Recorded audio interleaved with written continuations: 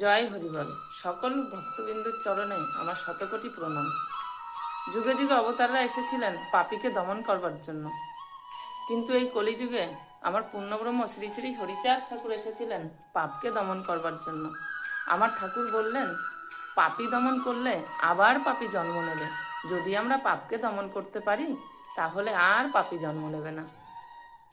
তাই তো এই কলিযুগে আমার পূর্ণব্রহ্ম শ্রী শ্রী হরিচাঁদ ঠাকুর আবির্ভূত হয়েছিলেন। তো আমি পূর্ণ কথাটা কেন বললাম সেটা জানতে হলে অবশ্যই আমার ভিডিওগুলো দেখতে হবে। আর আমার ভিডিওগুলো দেখতে হলে আমার চ্যানেলটাকে ফলো করে রাখতে হবে।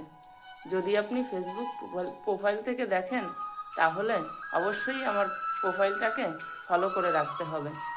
আর যদি আপনি ইউটিউব চ্যানেল থেকে দেখেন তাহলে মিষ্টি বর্মন আমার চ্যানেলটাকে অবশ্যই সাবস্ক্রাইব করে রাখতে হবে। তাহলে সবার আগে আমার ভিডিওগুলো আপনাদের কাছে চলে যাবে। তো নমস্কার সবাইকে, ভালো থাকবেন, সুস্থ থাকবেন। দেখা হচ্ছে আবার পরবর্তী কোনো ভিডিওতে। জয় হরি বল।